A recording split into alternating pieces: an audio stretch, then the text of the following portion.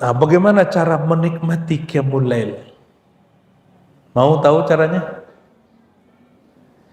Kurangi maksiat kalbu di siang hari.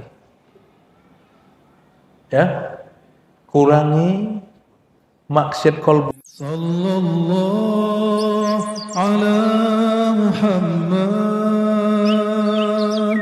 Sallallahu alaihi wasallam.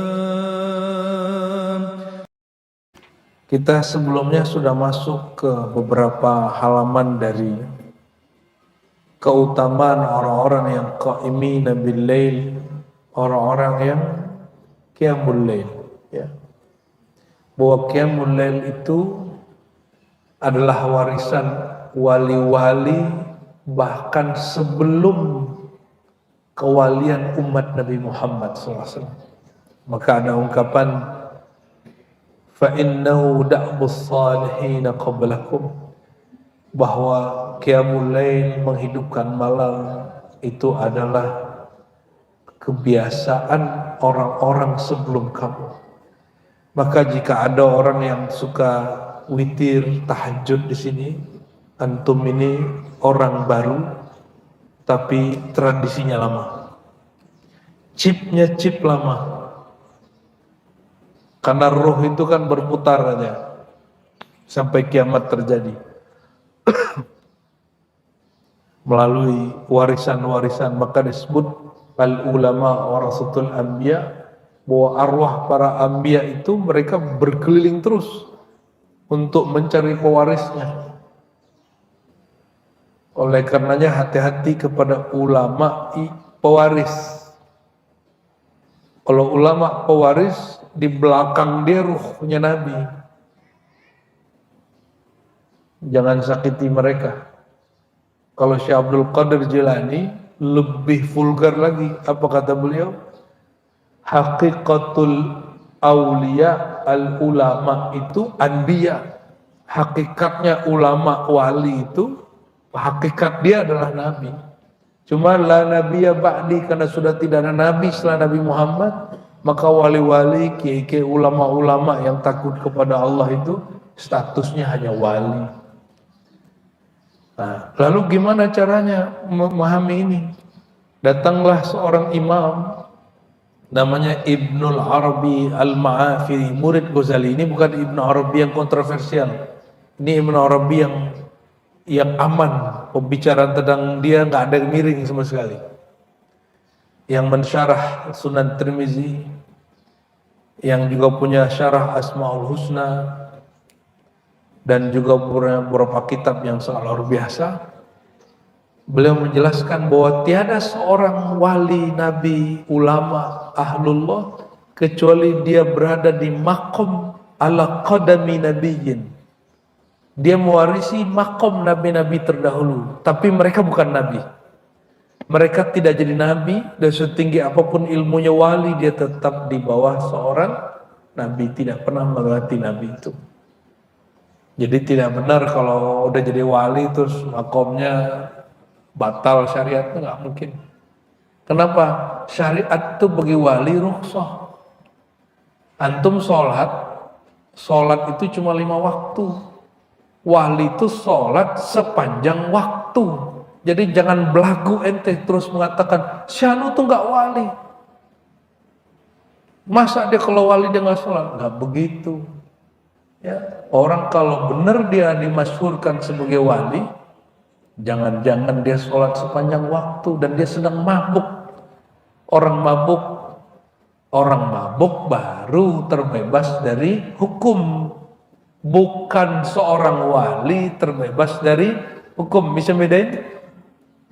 Kata Maulana Rumi, ya, jika engkau bisa mabuk dengan tua, dengan khamar, dengan anggur, gimana jika engkau kena anggur ma'rifat, anggur mahabbah, anggur cinta?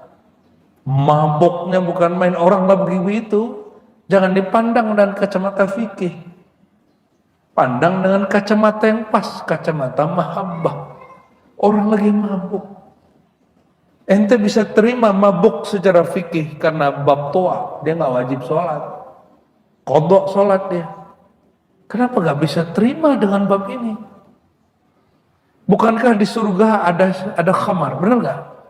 Ini kita mulai serius nih bicara bab surga. Apa kata Nabi? Di Quran juga ada, di hadis juga ada. Di surga ada 4 aliran sungai. Sungai air mineral, sungai air madu, sungai air susu, sungai air khamar.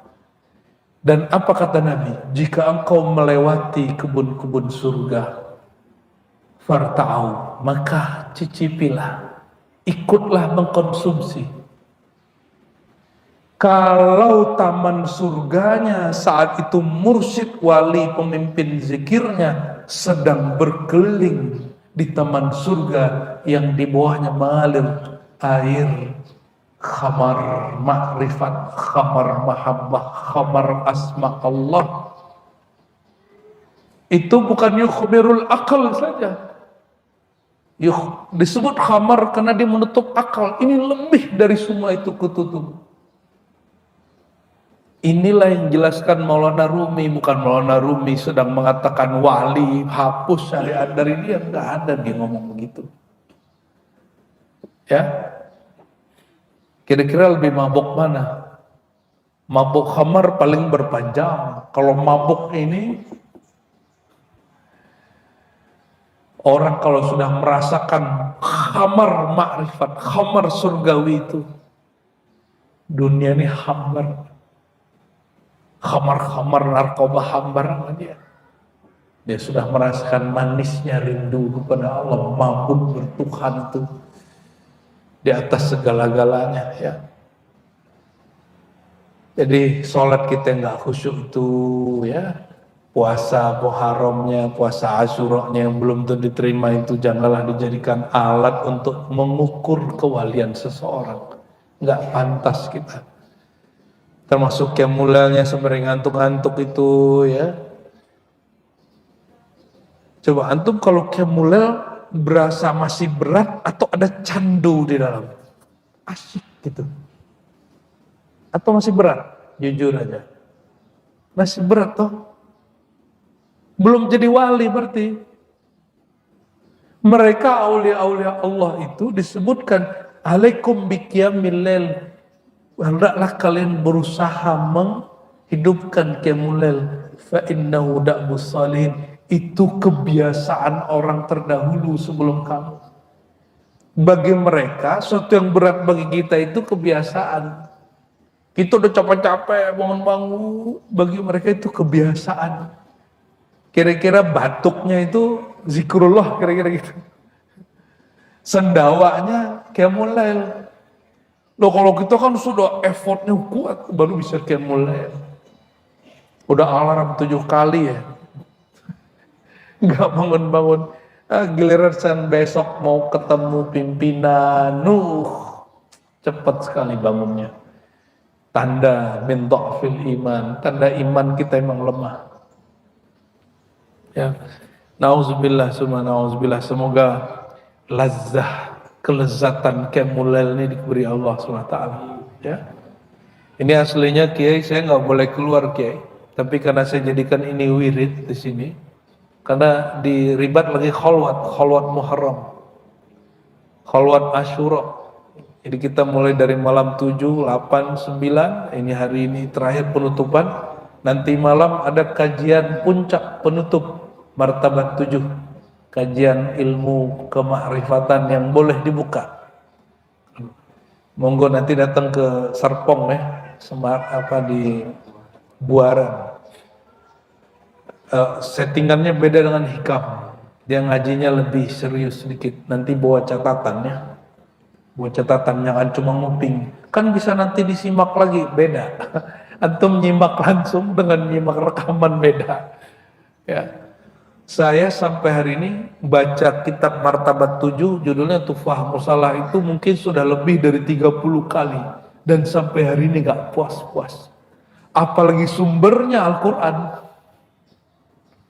Apalagi sumbernya yang bernama Kalamullah Qadim Al-Quran. Ya.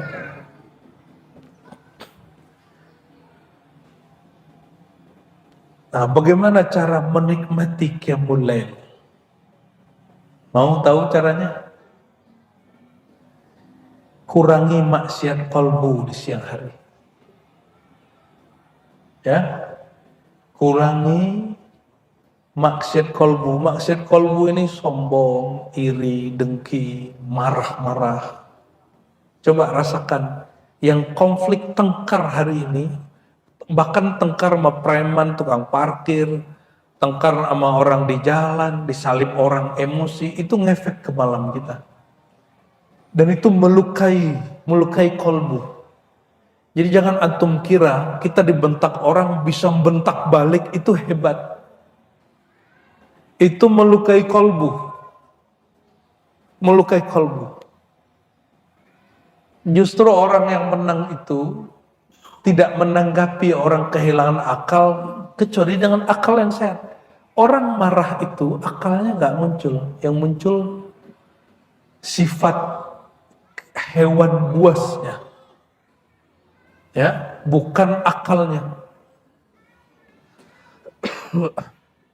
Termasuk berumah tangga pasti ada konflik-konflik ya. Coba rasakan yang sudah berumah tangga. Kalau konflik-konflik susah bangun subuhnya, susah apalagi tahajud. Jadi mau mudah bangun tahajud, kurangi konflik. Kalau pasangan kita cerewet dikit, mengalah.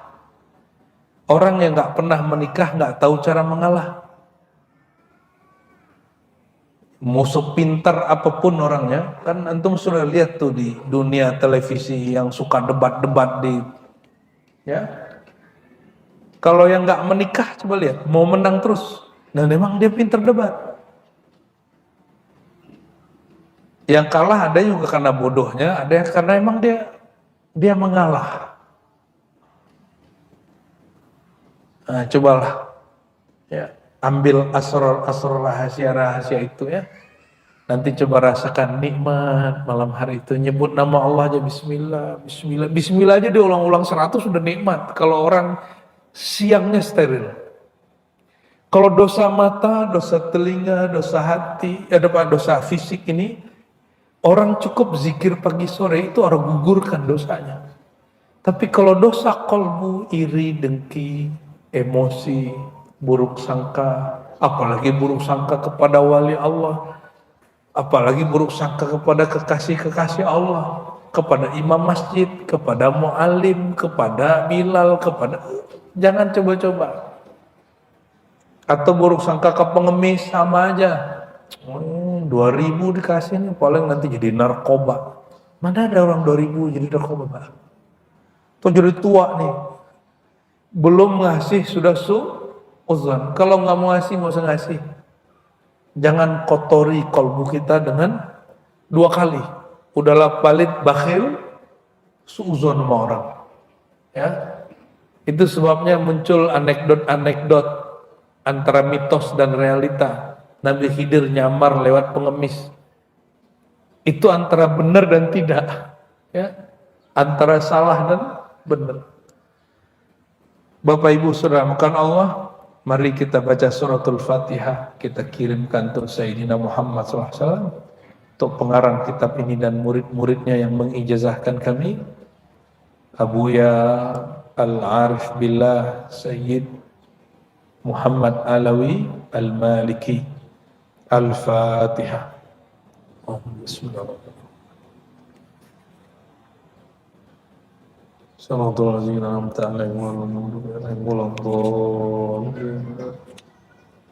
Di sini sebutkan, masih halaman, kita mundur dikit, halaman 107 ya.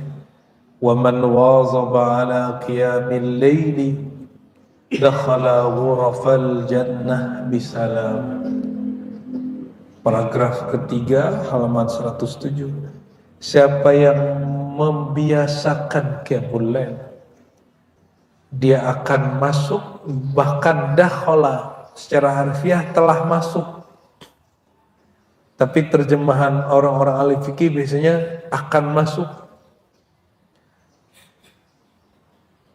Ghuraf al-jannah, kamar-kamar di surga.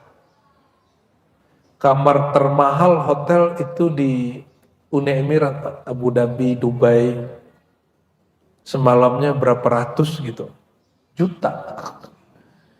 Kebeli rumah di Di tempat saya satu tuh. Ya. Dua malam udah kebeli berapa tuh ya? Allahumma sholli ala Muhammad. Ada loh orang kaya kayak gitu, ada orang Indonesia lagi. Jadi Indonesia ini kaya sekali. Miskin, kismin. Karena negeri kita emang tidak menganut ideologi ekonomi yang jelas ya. Sehingga kaya sekali. Kalau di Prancis Pak nggak bisa orang kaya banget. Negara sosialis. Semakin kaya pajaknya gede, 60% setiap bulan. Pajak 60%. Nggak protes tuh mereka tuh. Oleh karenanya, mohon maaf Pak, bule-bule yang kesini itu bukan orang kaya. Itu orang emang pengen belibur, udah capek, udah hidup dipajakin sama pemerintahnya. Mungkin lebih kaya antum ini, punya rumah, ya kan? Mereka tinggal di apartemen. Makanya hidupkanlah rumahnya dengan tahajud. Tanda syukur kepada Allah. Nggak usah dengerin berita yang isinya membuat kita mengeluh setiap hari. Hidup susah tahun ini, hidup susah tahun ini. Saya ketemu orang yang sama, di tahun yang beda ngomongnya, tahun ini lebih susah lagi, tahun ini lebih susah lagi. Tahun lalu ngomong begitu juga, tahun sebelumnya ngomong begitu juga. Kenapa? Sering dengerin podcast sampah. Orang kolbunya sampah, ente dengerin, itu jadinya. Apa isi di dalam ini? Kalau isinya nur, keluarnya nur. Isinya gelap, keluarnya gelap. Isinya sampah, keluarnya sampah. Isinya toilet, ngomongnya jorok-jorok. Isi di sininya kesombongan, ngomongnya menghina, menghardik orang. Kamu ini bodoh, kamu ini goblok. Ya, dungu. Gitu. Kalimat-kalimat begitu kan muncul dari apa? Dari aklaniyah, syaitaniyah. Akal syaitani. Jadi dalam diri kita ini ada kiblat akal. Ada akal nuraniyah. Akal nur. Yang dia tambah ilmu, dia tambah baik, tambah tawadu. Ada akal zulmaniyah, ada akal gelap, belakangnya syaitan. Oleh karena itu orang bisa lebih jahat dari syaitan kalau ngomong, bisa lebih santun dari malaikat kalau bicara. Gimana ngelatihnya? Salah satunya latih qiyamul lail. Nah, perhatikan. Malaikat tidur nggak? Syaitan tidur nggak? Selama ini antum belajar cuma malaikat tidak tidur. Syaitan itu juga nggak tidur. Kalau jin tidur Pak. Bedakan jin dengan syaitan. Jin dari api, kalau syaitan bukan. Ya. Wallahu alam itu sebutannya apa itu. Syaitan mengalir di setiap darah, baik darah manusia ataupun darah jin. Jadi iblis yang nggak mau sujud kepada Adam itu korban dari syaitan juga. Maka ada syaitan sifat, ada syaitan hakiki zatnya. Itu jauh lebih tua dari semua jin yang ada. Jadi jangan benci sama jin. Kita nggak musuhan sama jin. Kita nggak musuhan sama genderuwo. Kita nggak musuhan sama kuntilanak, sama tuyul. Nggak ada urusan kita sama dia Pak. Urusan kita, inna syaitana lakum aduwam mubina. Bahkan ada perintah, fattakhiduhu aduwa. Syaitan itu musuh yang nyata. Maka jadikan dia benar-benar musuh. Karena Allah katakan syaitan itu musuh yang nyata, ilmunya harus dibuka seterang-terang mungkin. Maka ke depan ini akan banyak kita bahas ma'rifat syaitan. Jangan hanya ma'rifatullah. Ternyata jadi wali, ternyata wali setan ya kan. Biar kita tahu nih ma'rifat kita nih ma'rifat apa. Jangan-jangan bukan ma'rifatullah, tapi ma'rifat syaitan. Karena syaitan bisa zikir la ilaha 70.000 Pak. Mungkin zikirnya lebih banyak dari antum. Ngeri kan? Ya, makanya Allah mengatakan syaitan itu musuh yang nyata. Kalau syaitan yang masuk kepada badan manusia bisa berjubah politikus, bisa berjubah ulama, ya. Jadi ada syaitan sifat, ada syaitan fiil. Kalau fiil itu kayak hewan jahat, hewan berbisa, itu Nabi sebut syaitan. Kata Nabi, jika engkau sholat, ada ular hitam, bunuhlah, fa'innahu syaitan. Itu syaitan fi'il. Fi'ilnya, perbuatannya, ular itu kan bukan syaitan, dia hewan. Tapi fi'il dia, fi'il syaitan. Kalau yang ada di tubuh kita ini apa nih? Itu sifat. Karena Nabi mengatakan syaitan itu mengalir pada darah. Majrad dam, pembuluh darah. Darah itu dalam kajian ma'rifatullah adalah tempat mengalirnya nur hayatullah, nur hayatnya Allah. Makanya selama ada darah kita sehat. Darahnya nggak lancar, orangnya nggak sehat. Betul nggak? Pembuluh darahnya tersumbat, orangnya bisa stroke, pecah, bisa stroke total. Semoga Allah jaga kita dari itu ya. Maka kurang-kurangi makan nasi, kurang-kurangi garam. Kambing nggak salah, ente makannya nggak bener karena asin. Ya, apa tuh melinjo? Nggak salah melinjo itu. Cuma melinjo kan dikasih bumbunya udah minyak, dikasih garam. Ya udah 7 melinjo, langsung berat di sini. Ya wajar lah ya. Kita ini salah. Fi'il kita salah, perbuatan kita salah, kita suka nyari kesalahan. Salah aku makan melinjo, salah melinjo, salah kambing. Lah kambing nggak ngapa-ngapain yang disalahin. Dimakan tiap hari, disembelih tiap tahun, tapi dia masih disalahin aja. Itulah kambing hitam. Allahumma sholli ala sayyidina Muhammad. Jadi karena di darah ini mengalir syaitan. Dia mengalir selama ada hayat. Nah, begitu dekatnya. Jadi orang kenal dirinya yang hayati, itu belum tentu selamat Pak. Bisa jadi yang dia kenal hayatnya syaitan di darah. Jadi mengalir di sini. Allahumma sholli ala sayyidina Muhammad. Nah, maka disebutkan di sini. Siapa yang qiyamul lail, dia telah masuk secara harfiahnya ke kamar-kamar di surga.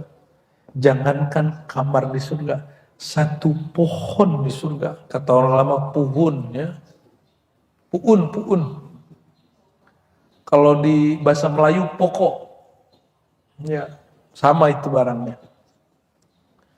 Satu pohon di surga itu rindangnya tuba, namanya pohon tuba. Itu rindangnya Bapak Ibu. Kalau kita jalan di bawahnya 100 tahun baru lewat. Dari awal sini sampai ujung sana. Itu satu pohon tuba. Mandang Rasulullah atau mandang orang yang terhubung kepada Rasulullah. Antum tasdik ilmunya. Allah ciptakan bagi kita kebun-kebun yang pohonnya seluas 100 tahun punya satu pohon. Kalau antum zikir pagi sore kata Nabi, subhanallah bihamdi gharsun fil jannah, bukan lagi pohon. Subhanallah bihamdi satu itu satu kebun di surga. Satu kebun di surga minimal 10 pohon. Jadi orang paling kaya di sini bukan orang yang kaya kripto, kaya saham. Kita seneng sih Pak, lihat anak-anak muda yang mudanya nggak beda jauh juga sama kita ya. Lebih seneng kripto, keren. Tapi kita berharap mereka juga belajar kekayaan setelah mati. Dia kan sudah lihat, wahai orang-orang yang merasa kekayaan itu kekayaan duit, kekayaan digital apa. Ente lihat orang paling kaya dahulu, Nabi Sulaiman, itu meninggal juga. Orang yang kaya di Indonesia yang punya apa sinar mas meninggal juga. Kekayaan itu tidak bisa menahan sama sekali kemauan malaikat maut, karena malaikat maut tidak mau kecuali dengan maunya Allah. Coba siapkan juga kekayaan surgawi. Jadi kalau ente udah kaya nabung kripto, apa investasi saham, forex, apalah terserah lah, itu insya Allah bukan judi, ya, tapi mirip-mirip sih ya.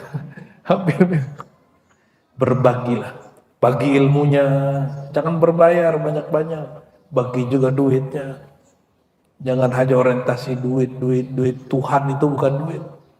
Biar duit datang ke kita, ya dengan ilmu kalian itu, ya.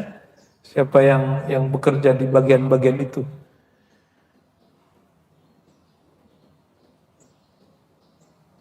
Kalau orang masuk surganya dengan qiyamul lail, bukan hanya dapat satu pohon, tapi ghuraf, kamar. Kalau kamar itu sudah ada pelayannya, pembantunya, dan istrinya sekaligus. Itu makna hadis ini. Maka ada seorang imam salafus saleh, Imam Sufyan Ats-Tsauri, itu dia qiyamul itu nggak pernah malam itu tertidur, karena dia sudah merasakan manisnya qiyamul lail. Apa kata dia? Suatu malam aku merasanya tidak tidur, ternyata aku masuk ke alam lain. Alam itu dia nggak tahu, ternyata itu surga. Dan dia jumpa bidadari. Ingin disentuh bidadarinya. Dulu cantiknya bukan main, jauh lebih cantik dari semua ratu-ratu dunia, apalagi bininya. Ya. Dia mau sentuh, apa kata bidadari itu? Wahai kekasihku, maharmu tertinggal. Itu orang udah ngebet, Pak. Orang udah uring-uringan itu. Udah kebelet lah kira-kira begitu. Mau nyentuh istrinya yang di alam sana, kata istrinya apa? Maharmu ketinggalan. Nah, jadi ibu-ibu, dalam fikih Islam, nikah itu nggak mesti menghadirkan mahar. Mahar itu boleh kredit, boleh nyicil. Kalau di Indonesia rata-rata maharnya karena seperangkat alat sholat tunai gitu ya. Boleh dia dicicil. Dan seorang perempuan boleh nolak disentuh sebelum dibayarkan, sebelum dikasih. Tapi perempuan yang baik nggak begitu ya. Kalau bidadari boleh. Di saat dia kemudian tersadar, oh iya, aku belum sholat tahajud malam ini. Dia sadar, matanya melek. Ternyata dia tertidur. Dia tadi diperjalankan Allah ke surga. Ini kisah Imam Sufyan. Dikisahkan kembali oleh Imam Al-Qurtubi dalam kitab Tazkirah, dan kisah ini sahih. Disebut mubasyarat, kabar gembira. Ar-ru'ya salihah minal mubasyarat. Mimpi atau pengalaman spiritual seorang yang soleh, wali Allah, itu adalah kabar gembira dari Allah dan boleh diceritakan. Ya, ini bukti penceritaannya masuk kitab.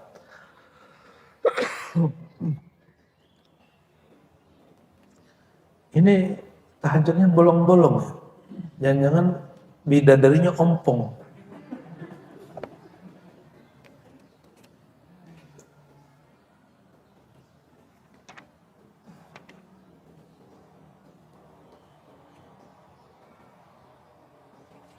Nah, sekarang kita masuk ke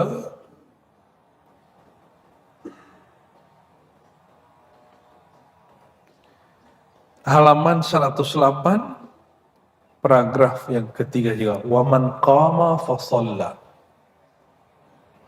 Yang hadis sebelumnya sudah kita baca ya. Waman qama, siapa yang qiyamul lail ya. Fasalla, lalu dia sholat fil lail. Jangan cuma bangun. Kalau bangun doang orang bisa nonton doang, buka status doang, ya. Betul ya? Antum kalau bangun pertama yang dilakukan apa? Handphone, jujur aja ya. Ya betul nggak? Satu dua paling yang enggak ya. Yang enggak pun belum tentu selamat. Yang selamat fasalla. Dia mesti langsung sholat. Dia baca doa supaya belenggu syaitan hilang. Doa dulu Pak. Jangan langsung wudhu, doa dulu.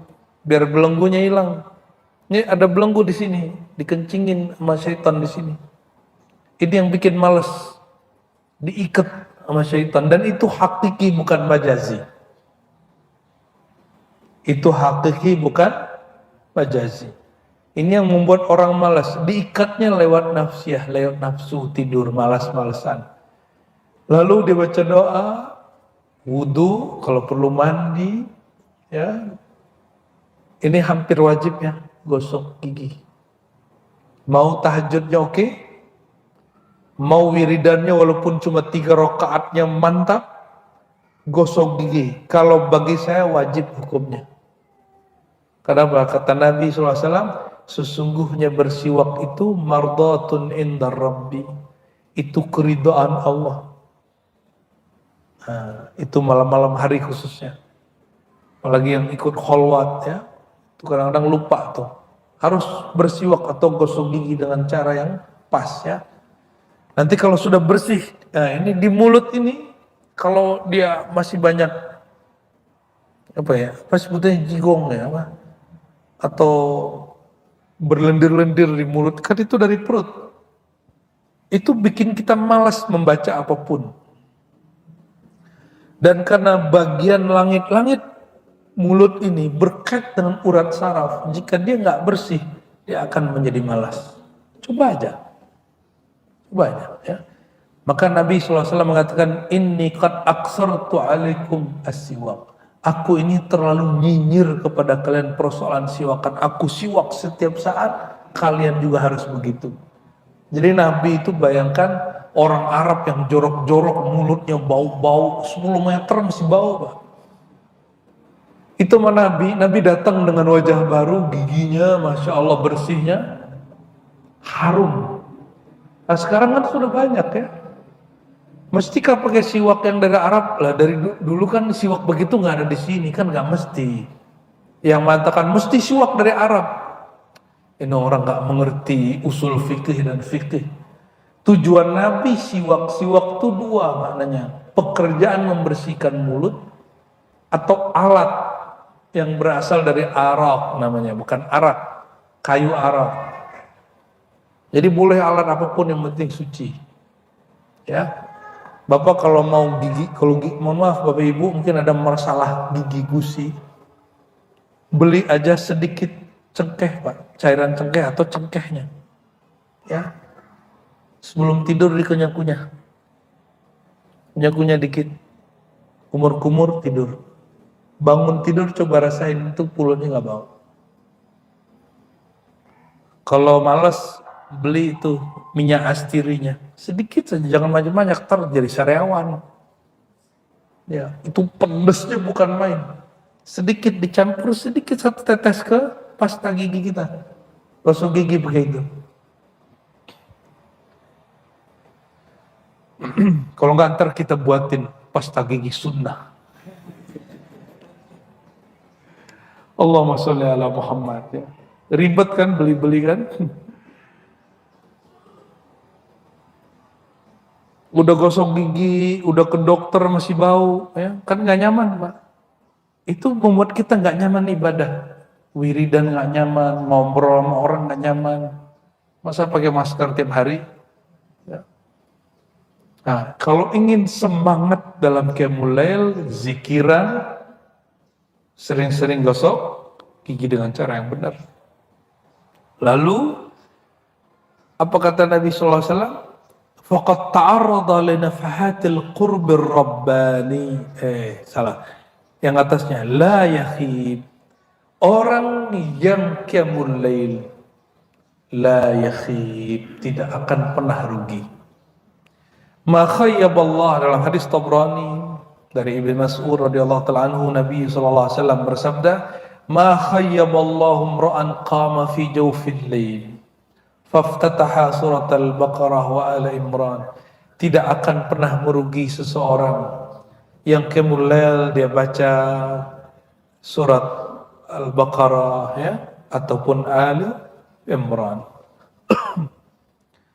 Ini kalau orang ngerti asrar Bapak Ibu, ini persugihan syar'i. Ngerti nggak maksudnya? Ini jaminan orang ngerjain ini tiap malam, baca Al-Baqarah atau Al Imran tiap malam, nggak akan pernah jadi miskin. Cuma takutnya antum salah niat, tahajudnya bukan karena Allah tapi karena takut miskin. Jadi siapa yang ngerjain bab ini, wallahi tidak akan pernah miskin selama-lamanya. Ini dalilnya dan ini jaminannya langsung dari lisan orang yang paling dekat dengan Allah yang Maha memberi rezeki. Ya, cuma siapa yang sanggup tiap malam baca surah Al-Baqarah, Al Imran. Makanya antum sedikit yang jadi konglomerat, kebanyakan konglomerarat. Kerja 8 jam sanggup, cuma baca ini doang 3 jam nggak sanggup. Wajar, miskin rohani. Kita ini lihat kalau ada orang kerja di masa tuanya dan strategis kerjaannya dia kaya di musim dewasa dan tuanya. Dan dia bisa ngasih, dia bisa mempekerjakan banyak orang berbagai kebaikan. Sama Pak. Orang yang bekerja dengan batinnya dari mudanya, umur 30 dia sudah memetik. Dia sudah bisa bagi. Sukses before 30 gitu ya deh. Sama. Jadi wali sebelum 30 tahun. Itu ada juga Pak. Cuma kita nggak jadikan nama channel YouTube. Kan ada channel YouTube Kiai. Udah nonton belum Kiai? Sukses sebelum 30 tahun. Pakai bahasa Inggris. Success before 30. Kalau ini kayaknya udah telat. Success before death. Sebelum mati mesti sukses. Sukses rohani. Gimana cara sukses rohani? Tabung setiap malam. Apa yang ditabung? Rukuknya, sujudnya. Menabung nama Allah di kolbu. Karena satu nama masuk ke kolbu dia gak pernah keluar. Itu makanan kolbu. Kolbu gak mau lepasin itu. Maka antum kalau sudah belajar ilmu zikir sekali saja, selama tidak khianat kepada guru, tidak ingkar kepada ilmu guru, walaupun keluar terjebak, terjerumus dosa apapun selain syirik, pasti balik. Tapi kalau khianat kepada guru, kalau sulah adab wajar manusiawi, yang penting dia minta maaf. Ingkar kepada ilmu guru, mengingkari kewalian gurunya, dia terjebak maksiat, zahir batin dia akan ikut hancur, istidrak tambah jauh. Maka saya nasihati diri saya sendiri dan kita semua. Siapa yang pernah nyakitin hati gurunya, ya, oke, antum minta maaf beliau, tapi jangan pernah khianat kepada ilmu guru. Karena orang khianat ke Rasul dimulai ke guru dulu. Kalau sama guru ada khianat, apalagi sama Rasulullah Sallallahu Alaihi Wasallam. Karena ujian yang diberikan Nabi ke sahabat itu lebih berat. Lebih berat Bapak Ibu. Kalau tentara Tolut ketemu sungai, hanya boleh minum setelapak. 313 sisanya Pak, dari belasan ribu yang ikut perang, sisanya berapa? 313. Kemana itu yang belasan ribu? Mereka kekenyangan minum air, nggak patuh sama gurunya, sama panglimanya, pimpinannya. 313 beneran ambil. Di situ mereka nggak tahu ada energi dahsyat di tangan para pejuang. Ini tangan pejuang itu berkah semua. Air kalau kena walaupun bentuknya kotor, itu nur semuanya yang dia minum. Makanya kalau wudhu Pak, wudhu yang ketiga, jangan yang pertama. Wudhu yang ketiga, tetesannya Bapak jilatin aja. Itu berkah itu. Itu saya terima ijazahnya dalam Thariqat Idrisiyah, As-Sanusiyah, dan beberapa masyayikh Naqsyabandiyah, Qadiriyah. Mereka ngajarin begitu. Kenapa? Itu air suci. Syaitan takut sama air begitu. Ini bukan bab dalil, ini bab tajribah ruyah, pengalaman, bukan untuk diyakini. Kalau antum mau kerjain aja, ya. Allahumma sholli ala sayyidina Muhammad, ya. Wah, kalau itu panjang lagi, kita lanjut baca kitab aja deh. Baru satu paragraf, Kiai. Wa man qama yusalli fil lail faqad ta'arrada li nafahatil qurbir rabbani. Siapa yang qiyamul lail, rutin, disiplin, ya, walaupun satu rakaat, faqad ta'arrada, dia sedang bersiap-siap menghadap menerima nafahat al-qurb ar-rabbani, hembusan-hembusan nafas-nafas kedekatan Allah Ta'ala. Jadi Allah itu menyebut hadrahnya itu dengan istilah majlis. Maka beliau menyebut ana jalisun man dzakarani. Aku teman majlisnya orang yang menyebut-nyebut nama aku. Karena Allah maha sempurna, tidak memerlukan tempat dan arah. Dimanapun arah dia berzikir, dia akan menjadi teman majelisnya Allah. Dan di saat semua orang tidur, antum nongkrong di majelisnya Allah. Kan dahsyat tuh. Nongkrong asing nggak Pak? Nongkrong asing nggak? Ngafe seru nggak? Bener serius nih. Sampai hari ini saya ini penikmat nongkrong di kafe Pak. Sampai hari ini. Cuma kita cari yang steril dikit. Wah ini aman nih gitu. Gak sembarangan kafe juga ya. Hampir semua kafe di bandara itu tuh udah ini yang ya, nunggu duduk dulu ngopi. Karena kalau ngopi kan mulutnya harum. Kalau gula doang bau. Jadi kita pun ngasih minum pun kita harus jaga-jaga benar. Ini yang dimaksud oleh salah satu Habib di Yaman masa dahulu. Siapa yang masih minum kopi, ada bau kopi di mulutnya, ada malaikat. Ini orang salah paham, dikira kopinya. Bukan. Kopi itu harum. Dan harum itu kesukaan malaikat rahmat. Ini kan udah gak senang sama habaib, apa aja dihantam aja semuanya.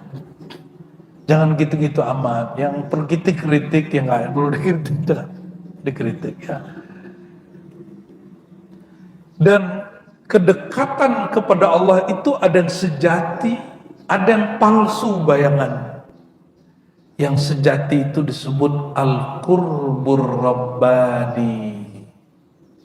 Kedekatan hamba kepada Tuhannya, itu namanya al-qurbur rabbani. Semakin dia duduk, kehambaannya muncul. Tapi yang palsu apa? Semakin dia wirid, dia semakin sombong ya. Semakin dia wirid, dia semakin merasa dirinya lebih wali dari yang lain. Nah ini hati-hati. Jadi sombong ini gak hanya karena duit, hanya karena ilmu. Ada sombong karena merasa suci. Itu paling bahaya. Itu sombongnya syaitan. Na'udzubillah summa na'udzubillah. Warawat Tirmidzi an Amr ibn Anbasah radhiyallahu ta'ala anhu annahu sami'a an-nabiy sallallahu alaihi wasallam yaqul. Amr bin Anbasah sahabat Nabi mendengar beliau sallallahu alaihi wasallam bersabda. Saya mau tanya, kenapa pada doyan seneng ke Mekah? Rasanya gimana kalau di Ka'bah? Rasanya dekat kepada Allah, benar gak? Bener, serius. Kenapa ke Raudhah? Kalau tawaf sholat di situ setara 100.000 secara syariat. Secara apa? Syariat. Kalau di Raudhah berapa? 100.000, di Raudhah 1.000. Oke, di Al-Quds 500, tapi hadisnya tidak sahih. Hanya hasan ya. Ini nggak perlu naik pesawat, nggak perlu berat-berat ngangkat koper, cukup ngangkat mata aja. Tapi itu lebih berat dari ngangkat koper, Pak. Orang kalau besok dia mau liburan, ngangkat koper seberat apapun diangkat. Ini perjalanan lebih indah dari itu. Dia nggak perlu kemana-mana. Dia nggak perlu ke Ka'bah, nggak perlu ke Raudhah, nggak perlu ke Turki, nggak perlu ziarah Wali Songo. Cukup dia tebar sajadah di kamarnya. Tapi buka matanya di waktu yang tepat. Ini lebih berat dari semua koper. Apa kata Nabi SAW? Aqrabu ma yakunu rabbu minal abad. Jika kalian mencari kedekatan kepada Allah, sedekat-dekatnya hamba kepada Allah, Allah kepada hamba. Kapan itu? Fi jawfil lailil akhir. Di sepertiga malam terakhir. Semua kita sudah tahu ilmu ini. Cuma kurang yakin aja, sama kurang murabbi, nggak ada mursyid yang membimbing. Maka tahu tidak cukup, sadar tidak cukup, mengerti tidak cukup. Yang diperlukan adalah al-yaqadzah ma'al ilm, kesadaran bersamaan pengetahuan. Kalau tahu orang cukup dengerin YouTube banyak, keutamaan tahajud selesai. Maka bagi yang masih sulit bertahajud, cari majelis-majelis zikir yang mereka punya mursyid. Nanti lewat mursyid itu akan dibimbing. Ya.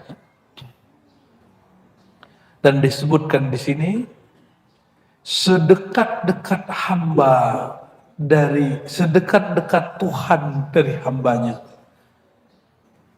Fi jawfil lailil akhir. Pada lail akhir. Nah, ini ada rahasia Bapak Ibu. Allah menyebutnya sang maha waktu. Benar? Ana dahru, akulah sang waktu. Malam, siang itu waktu nggak? Waktu. Tapi waktu yang paling kuat kesadarannya kepada Tuhan, yang paling sakti, paling suci, itu sepertiga malam terakhir. Coba nanti semua malam ini, malam tar ya, jangan nunggu Lailatul Qadar baru bangun. Ya, ini Lailatul Qadar kecil. Yang Ramadan Lailatul Qadar kubra. Yang nisfu Sya'ban wusta. Yang setiap malam itu sughra. Sughra. Tapi sughra kalau hak kita lakukan, derajatnya kadang-kadang Allah naikkan suka-sukanya. Fa in istata'ta an takuna mimman yadhkurullaha ta'ala fi tilka sa'ah fakun. Maka wahai Amr, jika engkau sanggup untuk menjadi orang yang zikrullah, bukan tahajud dimintain di situ, zikrullah, tahajud bagian dari zikrullah. Pada waktu tersebut fakun, maka hendaklah engkau menjadi orang yang melakukannya. Kunnya Nabi, kunnya Allah. Maka Amr bin Ambasah tidak pernah meninggalkan Qiyamul Lail sampai matinya. Enggak pernah. Gimana? Ini kalimat masih belum terlalu vulgar. Ada yang lebih vulgar lagi, Pak. Dalam hadis Sahih Bukhari Muslim, dari Sayyidina Abu Hurairah radhiyallahu ta'ala anhu, dari Sayyidina Nabi SAW. Ini hadis penutup kita pada pagi ini ya. yanzilu rabbuna, Rabb kita, pencipta kita, yanzilu, turun. Itu maksudnya gimana tuh? Turun tuh dari mana? Allah itu emang begitu turunnya? Atas bawah makhluk nggak? Allah makhluk, berarti turunnya tidak seperti turunnya makhluk. Nah, ini cara ulama salafus saleh. Nuzuluhu la ka nuzulina. Ini pandangan Imam Abul Hasan Asy'ari. Dia turun, tapi bukan turun dari atas ke bawah, hanya dia yang tahu turunnya. Makna kedua, Allah bukan makhluk, karena dia bukan makhluk, dia bukan benda. Karena dia bukan benda, hukum gerak diam, ruang, waktu yang ada pada makhluk tidak berlaku padanya. Karena tidak berlaku ruang dan space, waktu, masa itu pada dia, turunnya bukan dari arah atas ke bawah, karena arah itu space. Lalu apa maknanya? Disitulah kemudian ulama kita terpecah menjadi dua. Ulama Ahlus Sunnah, satu mentakwil, satu tidak mentakwil. Satu mentakwil mengatakan nuzul rahmah, turunnya rahmat. Rahmat itu sifat Allah, sifat tidak terpisah dari yang punya sifat. Jadi kalau turun sifat rahmat, berarti yang punya rahmat turun juga. Cuma yang mentakwil begini, dia membayangkan rahmat tetap aja turun dari atas. Padahal rahmat Allah azali, sifat rahmah itu azali, juga tidak berarah, tidak beruang, tidak bermasa. Keliru juga takwil begitu. Kita nggak bilang salah, keliru Pak, lebih halus Pak. Terus yang tepat yang mana? Inilah manhaj Imam Syekh Abdul Qadir Jilani, Imam Ibnul Labban, ini ahli sunnah semua. Imam Abdul Karim Al-Jili. Apa kata mereka? Cukup engkau katakan nuzul. Nuzul Allah itu benar-benar nuzul. Tapi nuzulnya, zatnya atau sifatnya atau namanya atau apapun yang dia mau, yang muqaddas, yang suci, yang laisa kamitslihi syai', dan itu hakiki di sisinya, tapi mungkin tidak sanggup dipahami dalam ilmu. Jadi tidak majazi, dia hakiki benar, tapi bukan hakiki secara bahasa Arab. Ini hakiki menurut Allah, benar-benar tanazul, turun. Nuzul. Kenapa? Dia bukan benda, maka tidak berlaku arah atas dan bawah. Maka kata nuzul, turun, itu benar-benar turun. Artinya kedekatan, kedatangan. Ingin merasakan tanazulat lailiyah, ingin merasakan kedekatan kepada Allah sedekat-dekatnya, hidupkan sepertiga malam terakhir. Ya, jangan putus. Cobakan Bapak Ibu 40 malam saja. Cukup sholat 2 plus 1 kalau nggak sanggup 11. 2, 1 gitu ya. Habis itu ngapain? Zikir aja. Zikir yang diberikan guru. Makanya saya menyarankan mesti punya mursyid. Cari mursyid sekitar kita ya. Gak usah minta ke saya. Ya. Saya sudah menyerahkan bab talqin ke al-muallim di Ribat Bapak Ibu. Cuma sesempatnya aja kita mentalqin. Karena emang saya nggak ada misi ngambil murid. Untuk tarekat tuh nggak ada. Misi saya bukan ngajarin orang zikir semata. Misi hidup saya seperti Rasulullah ajarkan, innama bu'istu mu'allima. Misiku adalah menyebar ilmu. Orang kalau tarekat hari ini banyak. Di Ribat Bapak Ibu, itu thariqah yang diajarkan banyak. Tapi kami bilang kami nggak nyari murid tarekat.